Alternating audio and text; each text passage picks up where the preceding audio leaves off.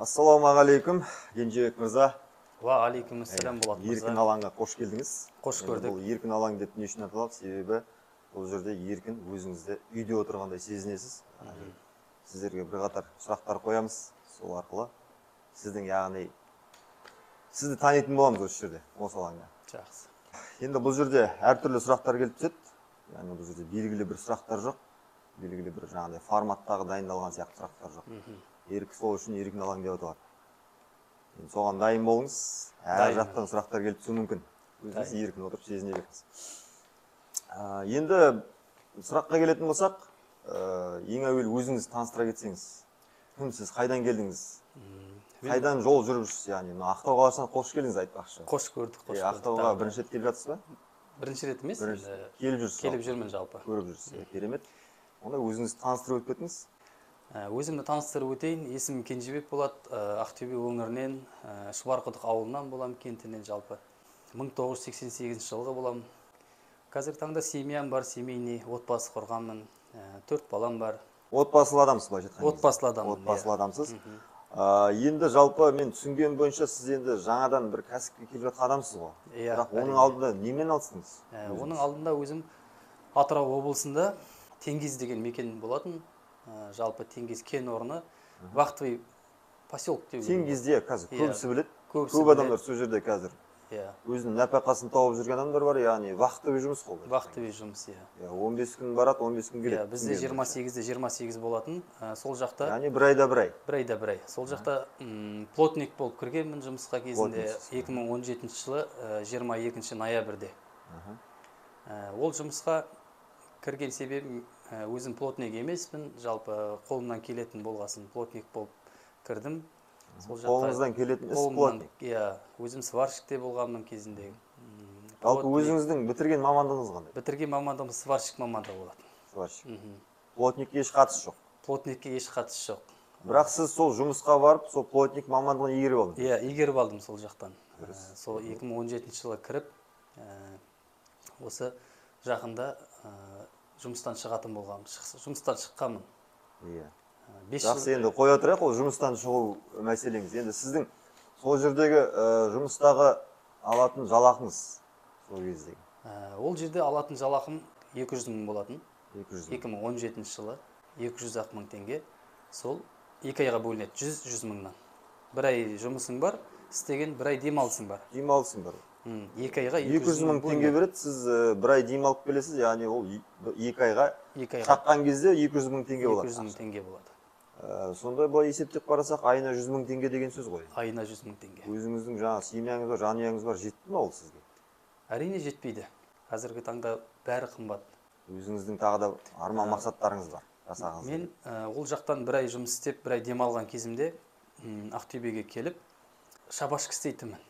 Бір ай демалысында. Өзім евроремонтчикпін, үй ремонттаймын. Үйдің ремонт жасайсыз? Ремонт жасаймын. Қолыңыздан келеді? Қолымнан келеді. Кейде таксовать етем, қолым бос уақытта кешкісін. Күндіз көлігіңіз бар, сол көлігім бар, көлігімен кешке дейін адам тасымалдайсыз? Адам тасымалдаймын Ақтөбемен, екі орта мысалы ауылдық жерлерге апарамын деген сияқты. Қалай болсайым солай деймін. Солмен есептеген кезде примерно бір үйге кіретін кіріс бір 300 мың төңірегінде. Ол былай тартсаң былай жетпейді дейсіз. Былай тартсаң былай жетпейді. Сонымен сіздің өзіңіздің былай пайымдап келіп, ойлап келіп жүргеніңіз бірдеңе жасау керек, бірдеңе ашу керек, яғни. Бір нәрсемен айналысу керек деген сияқты. Сол жұмыста жүріп, яғни 2017-те бастадыңыз жұмысты. 2017-тен бастап қай жылға дейін? Осы жылға дейін, жұмыс жасаңыз? 2022 жылға дейін. Яғни 5 жыл сіз жұмыста жүріңіз.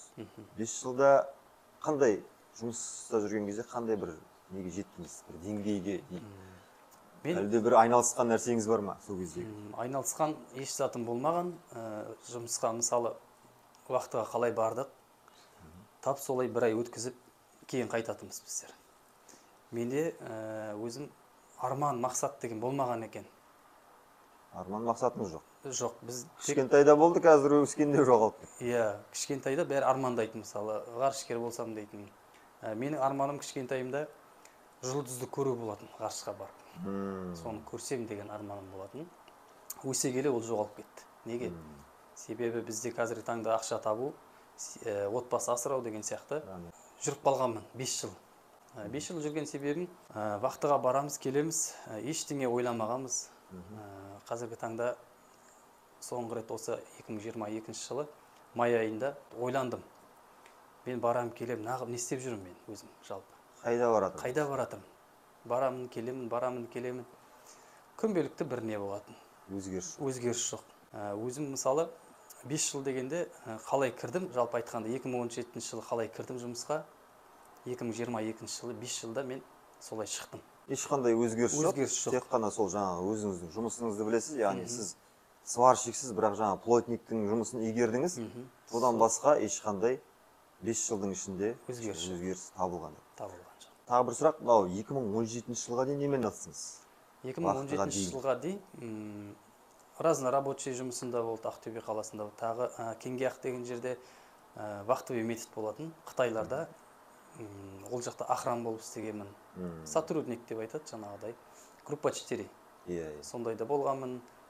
Сөйтіп 2017-ге дейін сондай жұмыстар атқардым. Енді жасамаған жұмысыңыз жоқ екен. Жасамаған жұмысыңыз жоқ, көрмеген жеріңіз жоқ. Енді өзіңіздің жалпы бір түйген түйініңіз осы нәрседен? Осы нәрседен түйген түйім еш өзгеріс таппадым мен. Яғни жұмыс жасау арқылы ешқандай өсіп, өну деген, яғни біреуге жұмыс жасау арқылы өзіңді өсіп дамыту мүмкін емес екеніне көзіңіз жетті ғой? Көзім жетті. Оны көп адам қазір түсінбейді. Көп адам түсінбейді. Жастардың өзі түсінбейді қазір. Біреуге жұмыс істеп жатыр, құл болып қарап отырсаң, құл болып.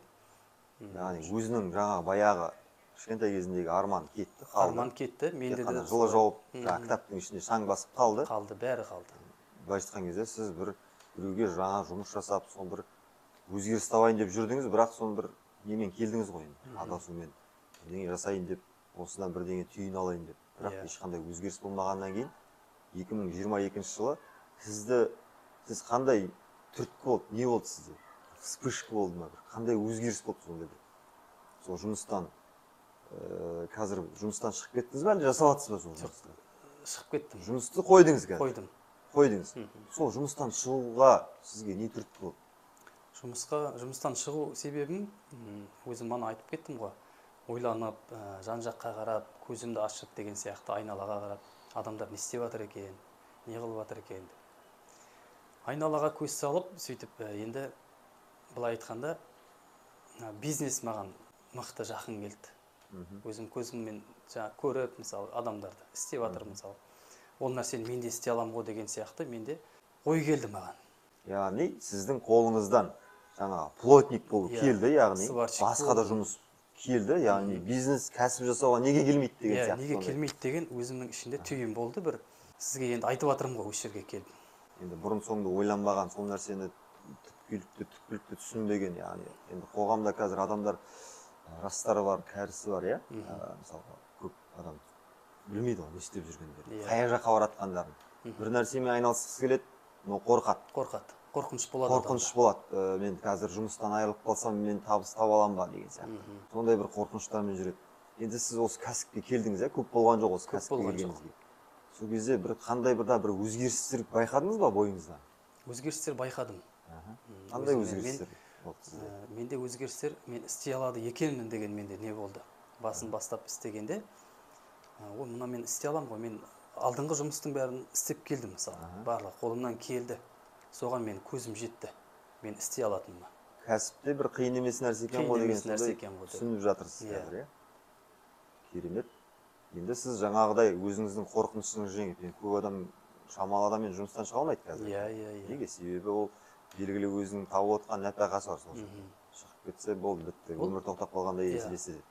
Но сіз жұмыстан шықтыңыз? Мен ешқандай қорыққан жоқпын. Қазір енді көріп отырсыз ғой, өмір тоқтап қалған жоқ. Тоқтаған жоқ. Әлі жүріп жатыр, Жайлап кәсібіңізді дамытып жатсыз, онымен қоса өсіп жатсыз ғой. Өніп жатыр. Өсіп, жаңағыдай бір өзіңізге бір ақпараттар жинап жатсыз осы кәсіп саласында. Әрине жинап жатыр. Бір баяғы кенжебек пен қазіргі кенжебек салыстыруға келе ма енді? Келмейді екен. Кішкене болса да енді бір кәсіпке аяқ бастыңыз ғой. Сонда да сіздің енді түпкілікті ой мақсатыңыз, ой өрісіңіз өзгерді дейді. Өзгерді. Сол бұрынғы кенжебек пен қазіргі кенжебек басқа дейсіз ғой. Басқа, өзгешелік бар. Керемет. Өмірге деген көзқарас адамның. Енді сіз мынау шешім қабылдай алмай жүрген сол бір бар ғой, кәсіпке бір келе алмай жүрген адамдарға қандай өзіңіздің ақылыңыз емес, енді бір ойымды айтып ойыңызды айта кетсеңіз, иә. Енді сіз осы кәсіпті ертең жалғастырайын деп отырсыз ғой. Соңына жеткізіп бір үлкен жетістіктерге жетіп. Шама келгенше жаңағы неге барғыңыз келіп отыр? Ғарышқа барып жұлдыздар көріп келгіңіз келіп Құдай отыр. қаласа. Иә, Алла қаласа. Ол нәрсе болатын нәрсе, иә. Қолыңыздан келетін Міндетті болатын. түрде. Ол нәрсе міндетті түрде болады. Енді сіз сол адамдарға кішігірім өзіңіздің ойыңызды айта кетсеңіз. Да, бөлісе кетсем ойыммен. Енді қазіргі жастарға, мына бизнес бастаймын деп жүрген адамдар болса, достарыма дейін мысалы. Өзіңіздің. Иә, өзімнің ішімнен енді жүрегіммен айтайын. Жүректен жүрекке дейді ғой, жақын адамдарыма, иә, тума-туыстарым болсын. Қорықпаңдар деп айтам да. Қорқыныш дегенді алып тастау керек жалпы. Яғни әрбір қорқыныштың артында жетістік тұрады деген нәрсе бар. Жетістік тұрады, әрине, жетістік тұрады екен. Иә. Менде бірақ қорқыныш болған емес, сондықтан өзім қорықпағасын. Мен жақындарыма, достарыма соны айтқым келеді. Әрбір қорқыныштың артында жетістік тұрады, бірақ сол жетістіктің артында қорқыныш келеді деген нәрсе бар. Яғни сізге енді алдағы уақытта егер қорқыныш келіп жатса, сол қорқынышты жеңсеңіз, ар жағында тағы да жетістік келеді. Әрине. Ол нәрсеге күмәніңіз жоқ. Рахмет, осы еркін алаңға келіп өзіңіздің ой пікіріңізбен бөлісіп, осы жерде кеңесіңізбен, яғни жаңағыдай өзіңіздің өміріңізді, осы кәсіпке деген көзқарасыңызды бөлісіп жатқаныңызға сізге сәттілік, алдағы уақытта кәсібіңіз өсіп өркендей беріңіз, өзіңіз де солмен бірге дами беріңіз. Әмин, айтқан көп рахмет сізге.